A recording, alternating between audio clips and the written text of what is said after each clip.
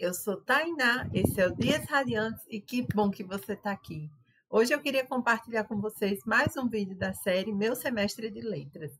Essa série que começou há anos e anos atrás, quando eu cursei o meu primeiro semestre de letras, lá em 2018.2. Exatamente, faz esse tempo todo. No meio disso, teve uma pandemia, eu mudei de país e voltei. Então, se você chegou aqui nesse vídeo e não sabia dessa série, eu vou deixar aqui nos cards tanto a playlist com os vídeos anteriores, quanto também vou deixar alguns shorts aí da minha formatura, que foi muito recentemente. Não faz nem um mês que eu colei grau. E eu estava até pensando, né? Porque, como eu disse, no meu disco teve uma pandemia. E eu só fiz os 3 primeiros semestres. Então, eu estava pensando em deixar para lá.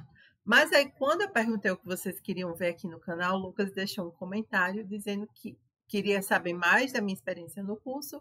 E eu perguntei sobre o que poderia ser e ele sugeriu continuar com essa playlist. Então, vamos lá para o meu 4º semestre de letras e o que eu consigo lembrar dele. O 4º semestre foi o semestre da pandemia. Eu estou aqui com um caderno anotado tudo que eu vi nesse semestre e as principais leituras. Nesses vídeos, a intenção também era comentar eventos que eu participasse, congressos, palestras, mas esse semestre eu cursei ele em 2020.2, né? Então, faz 5 anos que eu cursei esse semestre.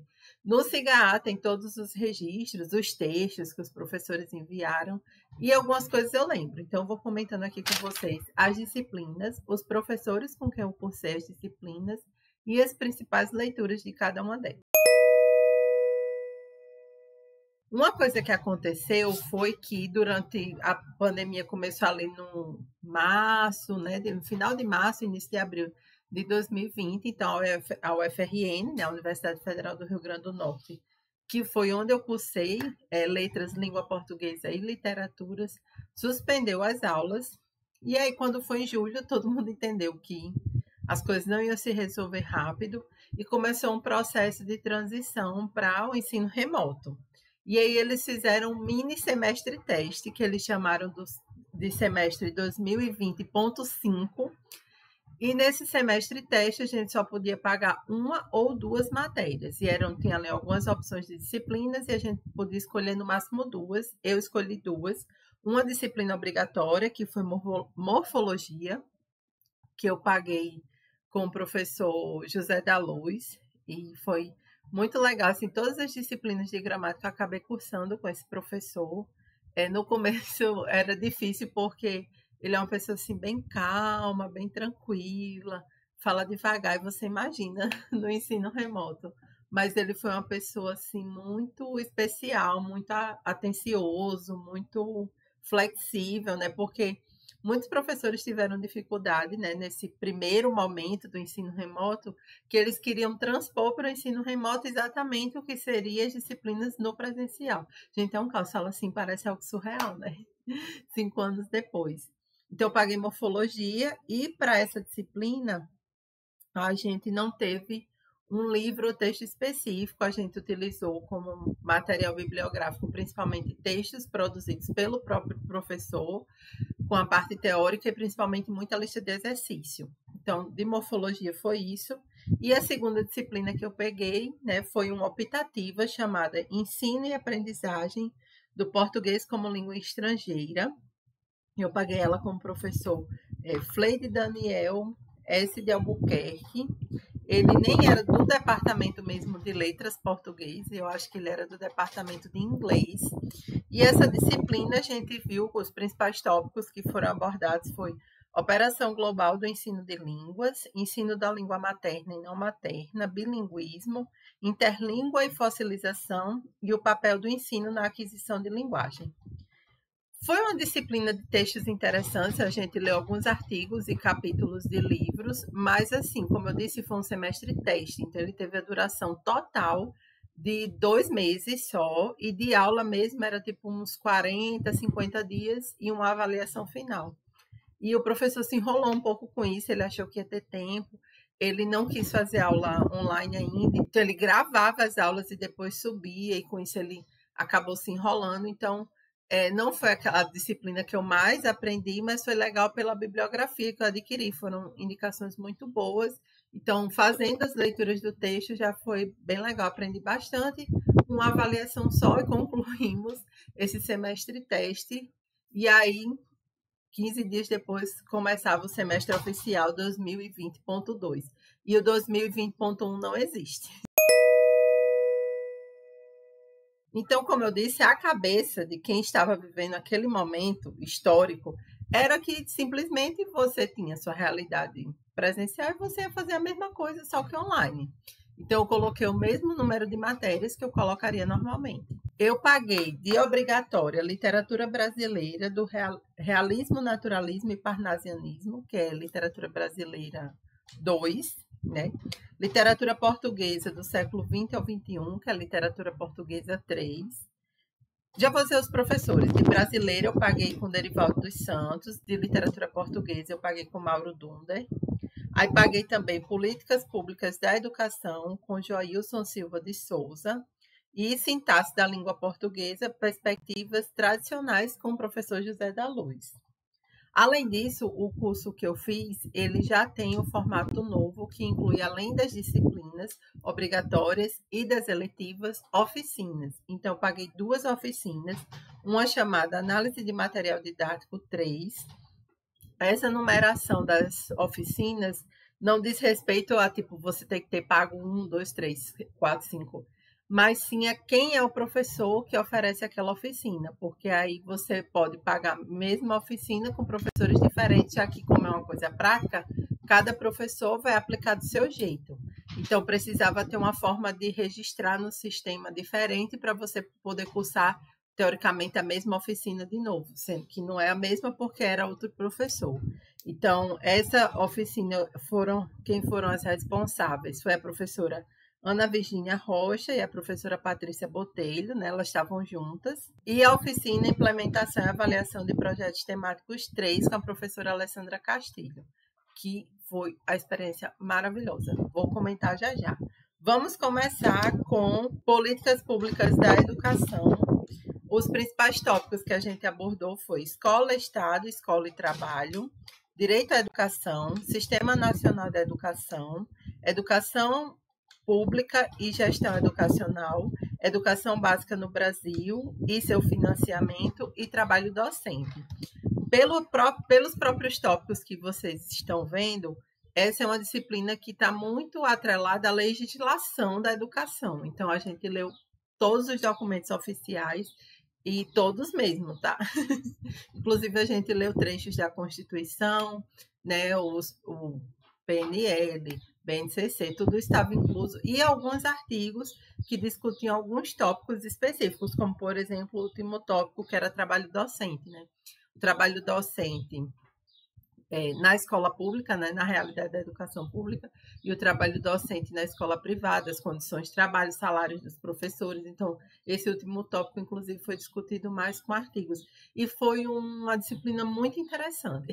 Eu confesso que eu tenho um pouquinho de preguiça das disciplinas de educação, porque muitas vezes me parecem discussões meio que esvaziadas, assim, são tópicos meio esvaziados, porque ficam muito numa realidade, assim, num plano meio utópico, que não olha para a realidade, inclusive, da expectativa do trabalho docente, né?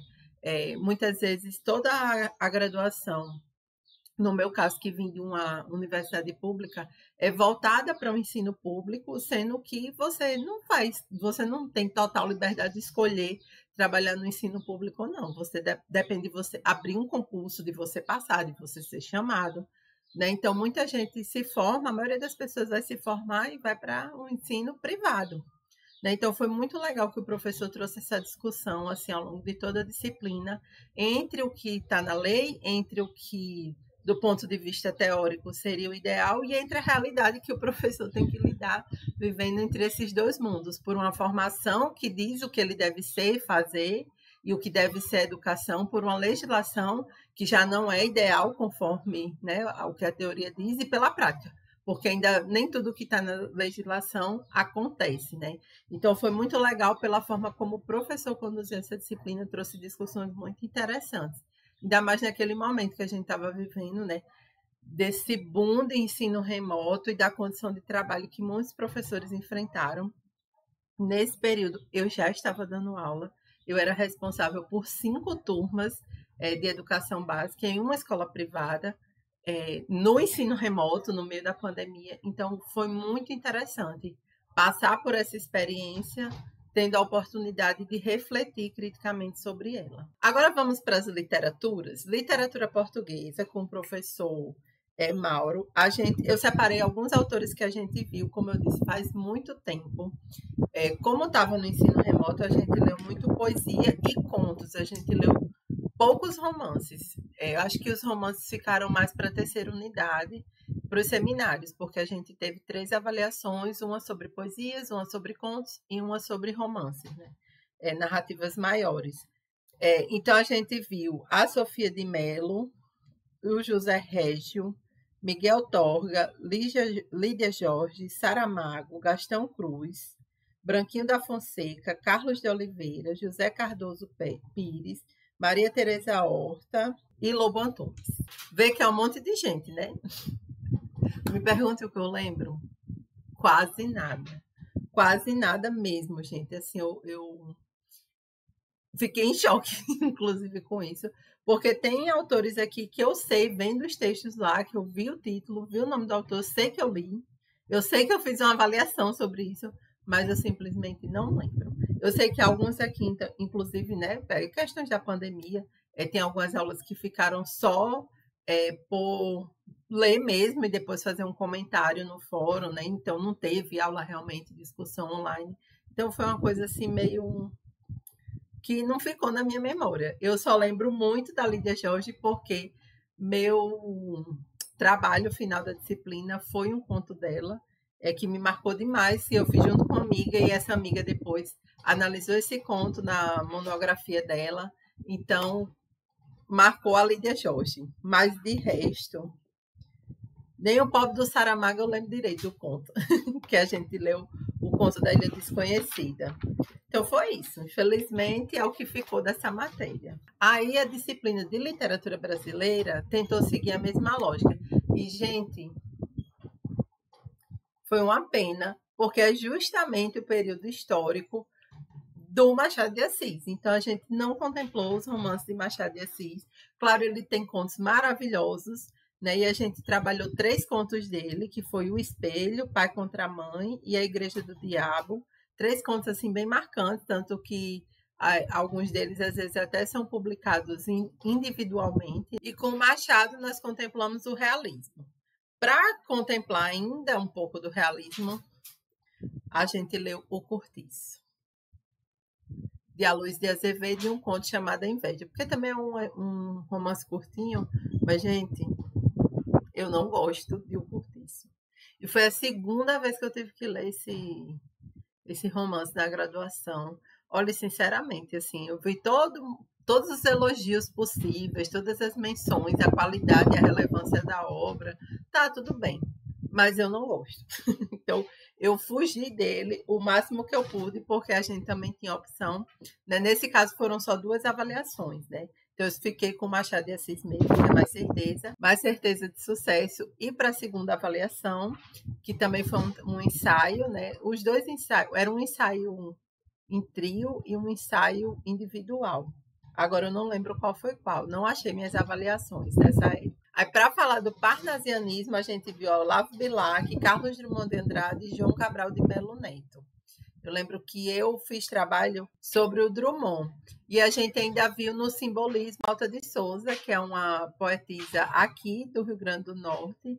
Eu depois vi ela de novo em outro momento, porque o simbolismo fica nesse período de transição, né? Então tem professor que inclui o simbolismo ali na fase anterior, na disciplina de Literatura Brasileira 2, e tem professor que inclui simbolismo na disciplina de Literatura Brasileira 3. Então, eu vi nos 2 momentos, e nos 2 momentos a escolha foi por ela, que, claro, tem ainda a minha querida Cecília Meirelles, mas eu acho que é uma questão de dar mais representatividade e incluir, né, uma autora daqui, que é uma autora que tem reconhecimento, mas não tem tanta visibilidade, em outros estados, eu imagino, né? Então, se você não é daqui do Rio Grande do Norte, me diga aqui nos comentários se você já tinha ouvido falar de Alta de Souza, se você viu ela em alguma coisa na escola ou na faculdade, que eu estou curiosa. Pronto, das disciplinas foi isso, faltam as 2 oficinas.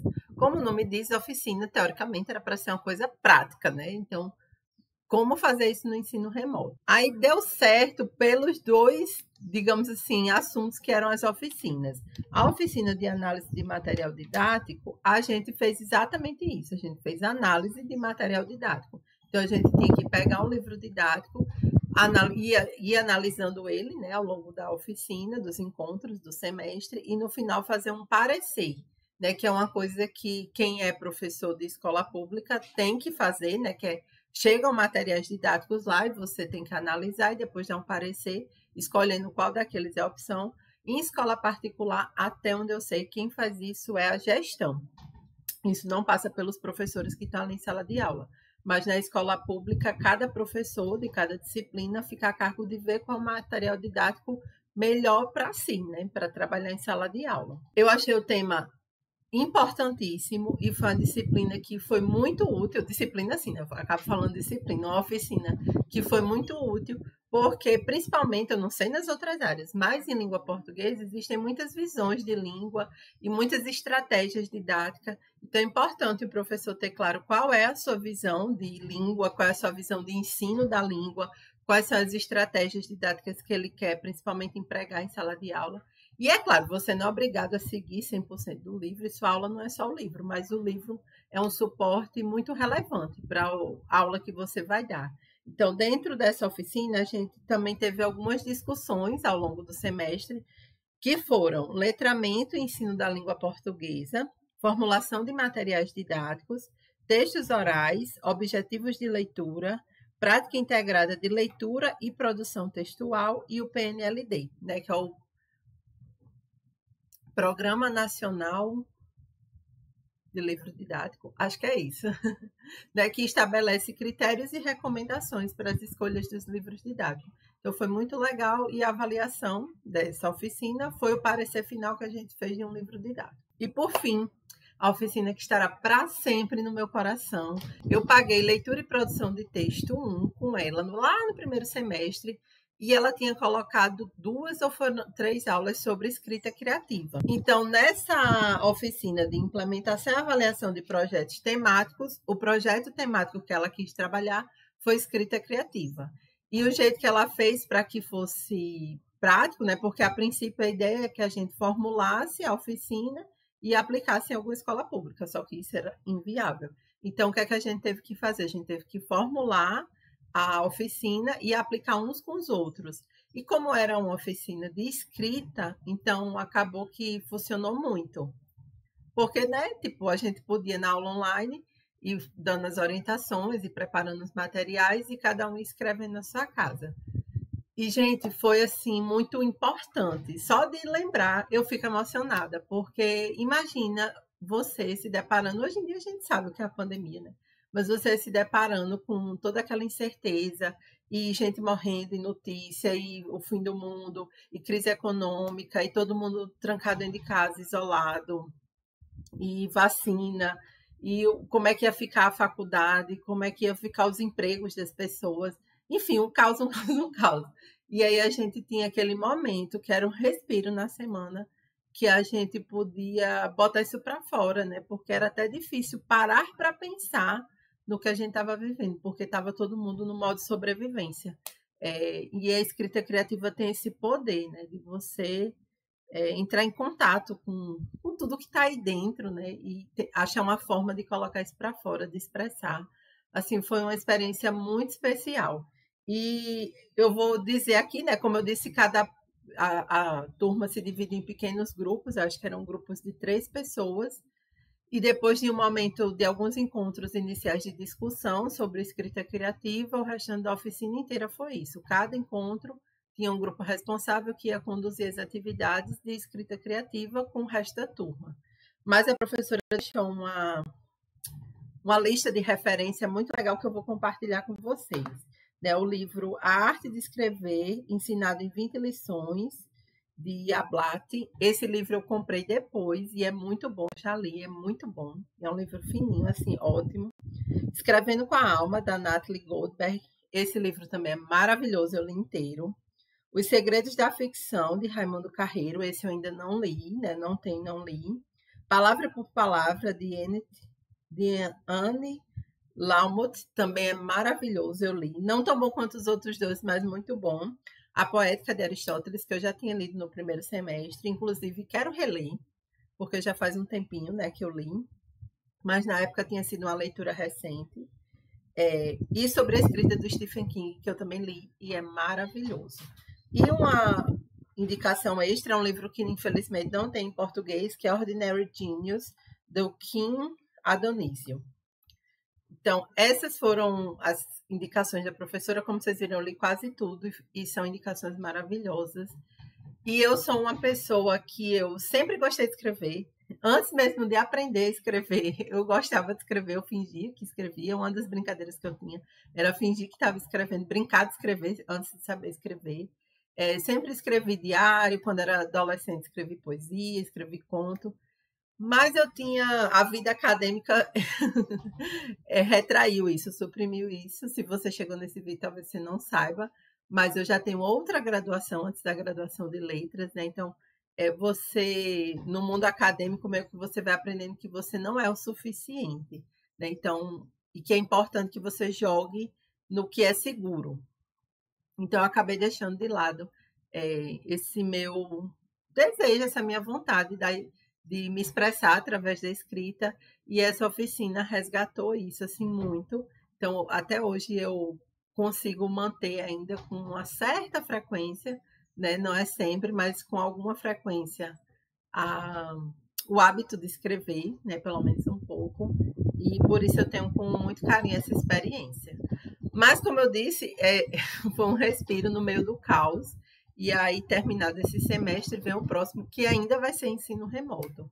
Mas, se eu não me engano, depois dele, vai vir um período que eu tranquei o curso. Eu passei 3 semestres com o curso trancado. Por isso que também eu demorei tanto a me formar. Mas aí, isso são cenas para os próximos capítulos. Me diga aí se você é aluno de letras. E se for, deixa já um gostei aqui nesse vídeo. E não se esqueça de se inscrever para acompanhar os próximos vídeos desse canal. Vou deixar aqui nos cards também mais algumas outras sugestões de vídeo que eu tenho feito. Se você é aluno de letras, talvez você esteja prestes a fazer seu TCC. Eu tenho compartilhado minhas experiências com o meu TCC. Vou deixar aqui também nos cards. Um beijo e até a próxima. Tchau!